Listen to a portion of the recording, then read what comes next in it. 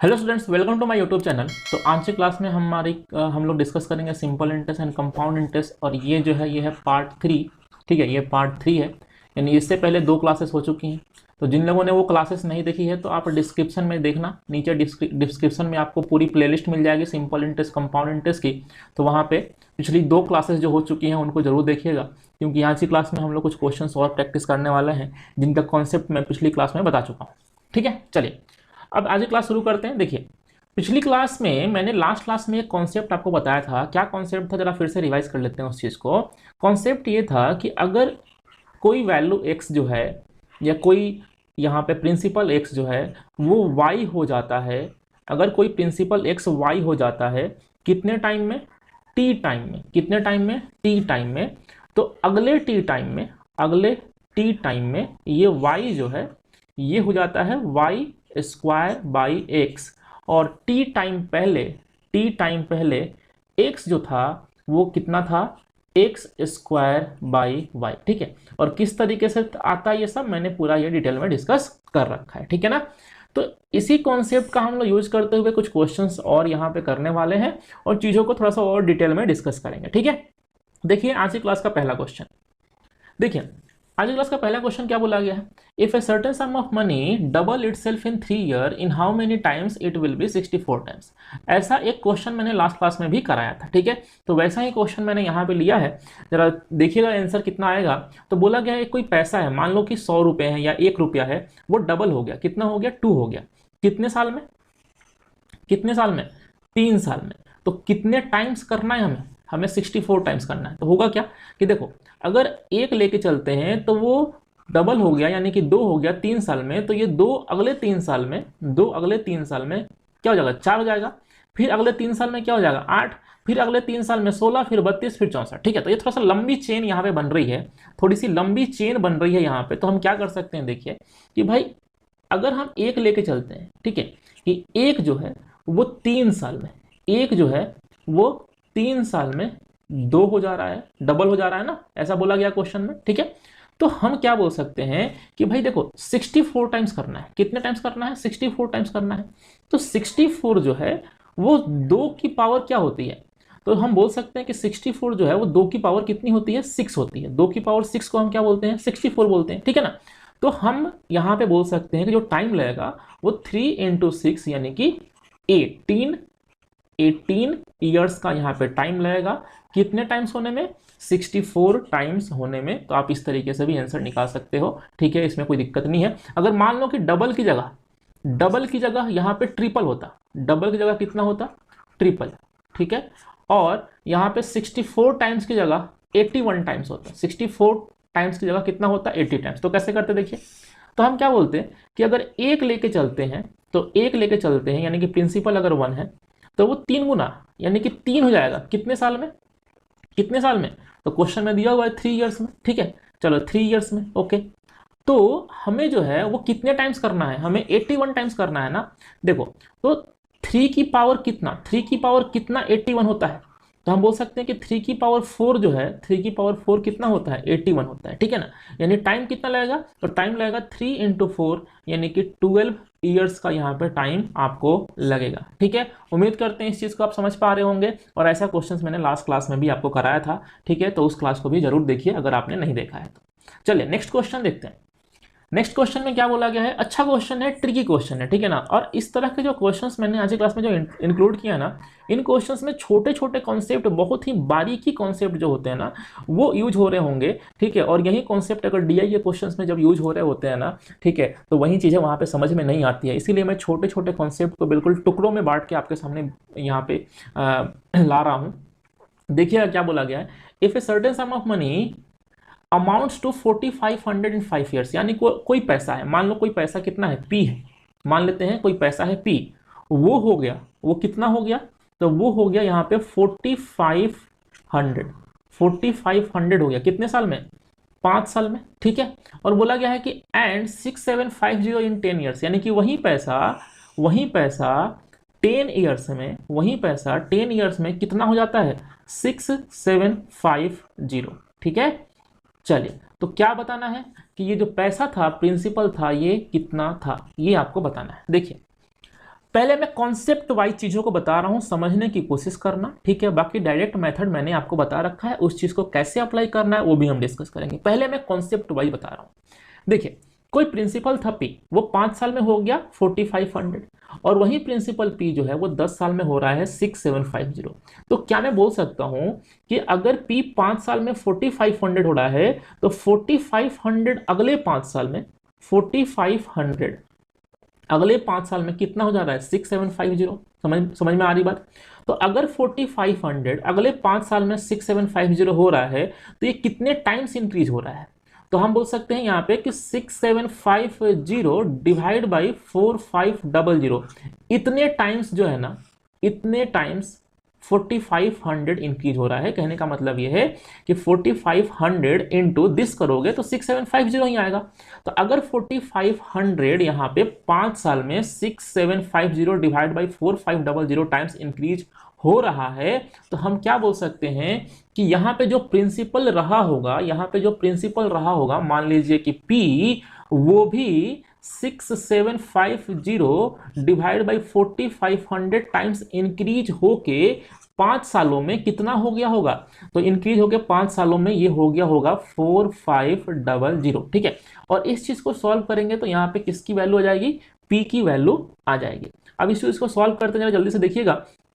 तो 0 0 कैंसिल हो गया यहाँ पे, और किससे कैंसिल कर सकते हैं? तो 25 से डायरेक्ट कैंसिल करो। तो 25 से कैंसिल करोगे तो यहाँ पे कितना आएगा? तो देखो 400 में 25 16 बार आएगा, और 50 में 2 बार, यानी कि 18 यहाँ पे आएगा। और यहाँ कितना आएगा? तो 600 में 25 24 बार आएगा, और 3 यहाँ पे, और यानी कितना जाएगा? 27। और 9 से कैंसिल करो तो 9 3 जा 27 और 9 2 जा 18, यानी कि प्रिंसिपल यानी कि P इज इक्वल टू कितना आएगा? 4500 डिवाइड बाई 3 इंटू 2, यानी कितना हो जाएगा? ये देखिए, इसको कैंसिल करोगे तो आपका जो फाइनल आंसर आएगा वो कितना आएगा? 3000, ठीक है, 3000।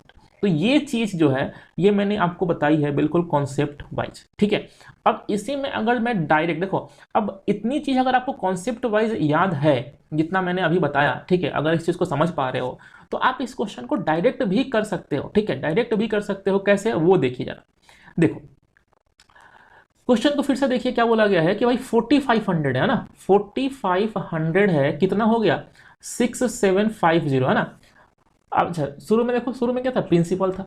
तो कोई प्रिंसिपल है, प्रिंसिपल जो है वो 4500 हो रहा है, 4500 हो रहा है कितने साल में? 5 साल में। और वही प्रिंसिपल 6750 हो रहा है कितने साल में? 10 साल में। तो कहने का मतलब यह है कि 4500 अगले 5 साल में, 4500 अगले 5 साल में 6750 हो रहा है, ठीक है। तो देखो, इसको मान लो x, इसको मान लो y, और 5 यहाँ पे क्या है? टाइम पीरियड यानी t। तो यहाँ भी t है और यहाँ भी t है। ये टाइम पीरियड हमेशा सेम होना चाहिए और सेम ही रहेगा। जब नहीं रहेगा तो क्या करेंगे वो अलग बात है, वो हम डिस्कस करेंगे आगे वाले क्वेश्चन में, ठीक है। चलिए, तो क्या हो रहा है? तो जो चीज मैंने अभी शुरू में बताई थी आपको कि x जो है ना वो y हो रहा है कितने टाइम पीरियड में? t टाइम पीरियड में। तो वही t टाइम पीरियड पहले ये जो x था वो कितना था? तो t टाइम पीरियड पहले x जो था वो था x² बाई y, ठीक है। तो यहाँ पे डायरेक्ट हम बोल सकते हैं कि P जो होगा वो होगा x² बाई y, और x² यानी कितना? 4500 इंटू 4500 डिवाइड बाई कितना? 6750, ठीक है। इसको कैंसिल कीजिएगा तो ये कितना हो जाएगा? आप अभी तो हमने कैंसिल किया था यहाँ पे कि 2 आया था, और यहाँ पे कितना आया था? 3 आया था, और ये कितना हो जाएगा आपका? 1500, यानी सॉल्व कीजिएगा तो आपका आंसर जो है वो अगेन कितना हो जाएगा? अगेन आपका आंसर कितना हो जाएगा? 3000। वही काम कर रहे हैं लेकिन थोड़ा सा यहाँ पे चीजों को फॉर्मूले के वे में मैंने रिप्रेजेंट किया है, ठीक है। अब यहीं पे ये पूछ लिया जाए कि देखो, कोई पैसा जो है वो 5 साल बाद, 5 साल बाद कितना हो गया? 5 साल बाद हो गया 4500, और 6750 हो गया, 6750 हो गया कितने साल बाद?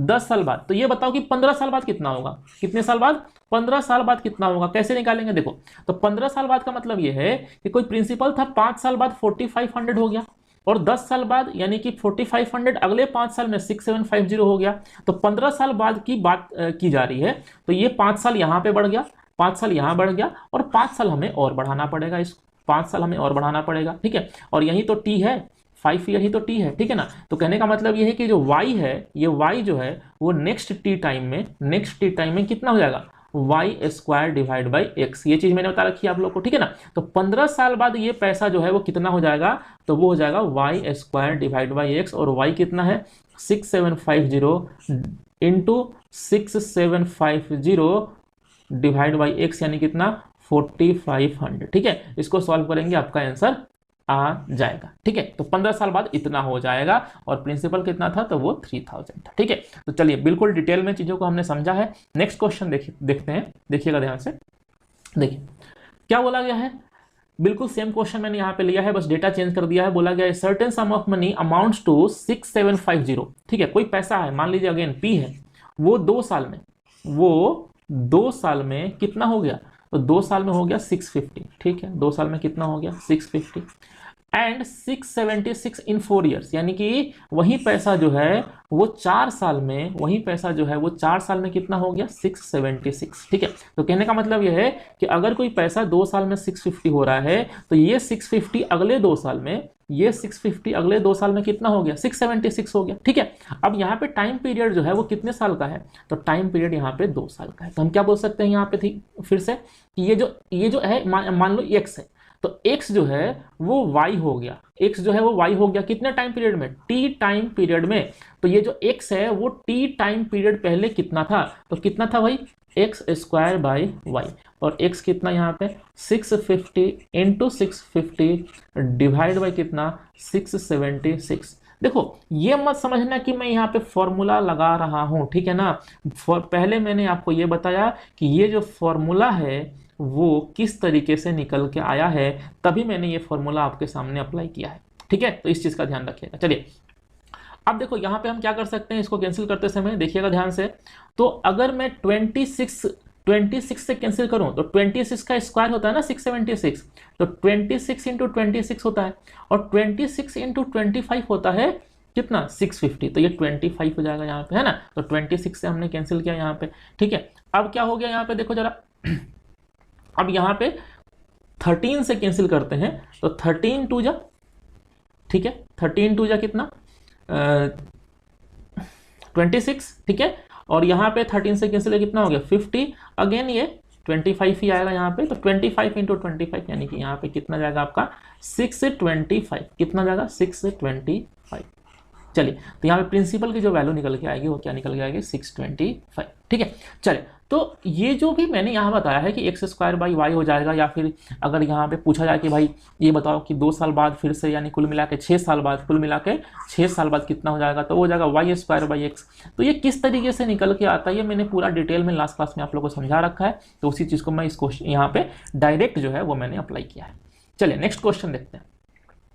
नेक्स्ट क्वेश्चन को करने से पहले एक बहुत ही प्यारा सा कॉन्सेप्ट है वो समझ लेते हैं, या फिर एक काम करते हैं इस क्वेश्चन को सॉल्व करते हुए उस कॉन्सेप्ट को हम लोग समझने की कोशिश करते हैं। देखिएगा बोला गया है certain sum of money of 225, कहने का मतलब ये है कि कुछ पैसा है, कितना है 225, अमाउंट्स टू 2560, यानी कि वो कितना हो गया 2560, कितने साल में 2 ईयर्स में, find the rate of compound interest. देखो ये बोला गया है कि 225 जो है वो क्या है, 225 यहाँ पे प्रिंसिपल है, और 256 जो है ये आपका है अमाउंट। यानी कोई प्रिंसिपल था, कितना था 225, वो जो है वो कितना हो गया अमाउंट्स टू, यानी कि अमाउंट हो गया कितना 256 हो गया, कितने साल में 2 साल में। क्या पूछा गया है रेट ऑफ इंटरेस्ट। एक चीज समझना, पहले ना यहाँ पे एक काम करना है हमें कि एक तरफ प्रिंसिपल लिखना है, एक तरफ अमाउंट लिखना है, लिख लिया।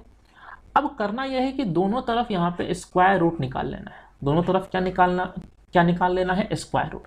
अब आप बोलेंगे सर स्क्वायर रूट क्यों निकाल रहे हैं, स्क्वायर रूट इसलिए निकाल रहे हैं क्योंकि टाइम कितना है 2 ईयर है, तो हम स्क्वायर रूट निकालेंगे इस तरह के क्वेश्चंस में। तो अगर टाइम 3 ईयर होगा तो क्या होगा, देखो सीधी सी बात है, हम क्या निकाल लेंगे क्यू रूट निकाल लेंगे। अगर टाइम 4 ईयर होगा तो क्या होगा, तो टाइम 4 ईयर होगा तो हम 2 बार स्क्वायर रूट निकालेंगे, ठीक है। तो इस चीज़ का आपको ध्यान रखना है, ठीक है। ऐसा करने से होगा क्या, तो ऐसा करने से आपको रेशियो मिल जाएगा प्रिंसिपल एंड अमाउंट के बीच में, ऐसा करने से आपको रेशियो मिल जाएगा प्रिंसिपल एंड अमाउंट के बीच में। अब देखिए तो यहाँ पे हमने स्क्वायर रूट निकाला तो कितना हो गया, ये 15 हो गया, और इसका स्क्वायर रूट कितना हो जाएगा 16। तो कहने का मतलब ये है कि प्रिंसिपल अगर 15 है प्रिंसिपल अगर कितना है 15 तो यहाँ पे अमाउंट कितना 16, यानी कि इंटरेस्ट जो है, इंटरेस्ट वो 1 का है, किस पे 15 पे, और इनटू कितना 100, ठीक है। और 1/15 जो है 1/15 वो कितना होता है 6.66%, 6.66%, ठीक है। तो चलिए मैं फिर से बता देता हूँ यहाँ पे आपको क्या करना है इस तरह के क्वेश्चंस में। देखिए इस तरह के क्वेश्चन में पहले आपको प्रिंसिपल और अमाउंट के बीच का रेशियो निकालना है। रेशियो निकालने के लिए जो प्रिंसिपल और जो अमाउंट क्वेश्चन में दिया होगा उसको टाइम के हिसाब से आपको देखना है कि स्क्वायर रूट निकालना है कि क्यूब रूट निकालना है, क्या करना है। तो अगर टाइम यहाँ पे 2 ईयर दिया हुआ था तो हमने क्या निकाल लिया, यहाँ पे स्क्वायर रूट निकाल लिया। स्क्वायर रूट निकालने के बाद जो रेशियो बना यहाँ पे 15:16 वो किसका बना, प्रिंसिपल एंड अमाउंट के बीच का। लेकिन ये कितने साल का है, पहले साल का बनता है ये रेशियो, ठीक है, ये भी ध्यान रखिएगा, पहले साल का। यानी कि अगर प्रिंसिपल 15 है तो अमाउंट कितना हो गया 16, यानी इंटरेस्ट कितना मिल रहा है 1, और 1 जो इंटरेस्ट मिल रहा है वो किस पे मिल रहा है 15 पे मिल रहा है, तो 1/15 इंटू 100 यानी कितना हो गया 6.66%, ठीक है। चलिए एक और क्वेश्चन लेता हूं मैं ऐसा ही, देखिएगा ध्यान से क्या बोला गया है। A certain sum of money of 10240 amounts to 14580, ठीक है ना। यानी ये कोई प्रिंसिपल है और ये क्या है आपका अमाउंट है, और ये कितने साल में हो रहा है 3 इयर्स में हो रहा है, ठीक है। 3 इयर्स में हो रहा है तो हम क्या निकालेंगे, क्यूब रूट निकालेंगे। क्या बोला गया, find the rate of compound interest. देखिए प्रिंसिपल है आपका 10240 और अमाउंट कितना है 14580, ठीक है ना। तो इनके बीच का रेशियो निकालना है, ठीक है। ये आपका प्रिंसिपल है, ये आपका अमाउंट है, लेकिन टाइम यहाँ पे कितना है, टाइम यहाँ पे 3 इयर्स है, तो आपको निकालना पड़ेगा, यहाँ पे निकालना पड़ेगा दोनों साइड क्यूब रूट। क्या निकालना पड़ेगा, दोनों साइड क्यूब रूट। अब देखो 0 से 0 कैंसिल हो गया, दोनों साइड 0 है, निकाल दिया हमने। अब देखो एक चीज और कि एक काम करते हैं, यहाँ पे क्यूब रूट निकालने से पहले हमने प्रॉपर रेशियो निकाल लेते हैं। एक मिनट देखिए यहाँ पे काम करते हैं हम, यहाँ पे एक काम करते हैं, देखिए यहाँ पे डायरेक्ट अगर हम 1024 का, अगर डायरेक्ट हम यहाँ पे 10240 और 14580 का हम यहाँ पे क्यूब रूट निकालने बैठेंगे तो निकलेगा नहीं, ठीक है। तो हमें क्या करना होगा, पहले प्रिंसिपल एंड अमाउंट के बीच का रेशियो निकालना होगा, ठीक है। तो प्रिंसिपल है 10240 और अमाउंट कितना है 14580, ठीक है। तो इनके बीच का रेशियो निकाल लेते हैं पहले। तो दोनों तरफ 0 कैंसिल हो गया, ठीक है। फिर अगर 2 से कैंसिल करें तो ये कितना हो गया 512 हो गया, और इसको 2 से कैंसिल किया तो ये कितना हो गया 729 हो गया, ठीक है।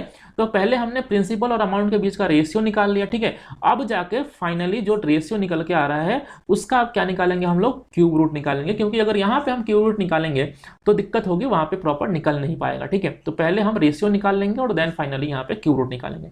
तो 512 जो है किसका यहाँ पे क्यूब होता है, तो आपको पता होना चाहिए 512 होता है किसका क्यूब, 8 का। तो 512 का क्यूब रूट जो है वो 8 हो जाएगा, और 729 का क्यूब रूट कितना हो जाएगा 9, यानी कि प्रिंसिपल 8 और अमाउंट कितना हो गया 9। तो इंटरेस्ट जो है वो कितने का हो गया यहाँ पे 1 का, और 1 का इंटरेस्ट किस पे मिल रहा है 8 पे मिल रहा है, यही ना प्रिंसिपल है।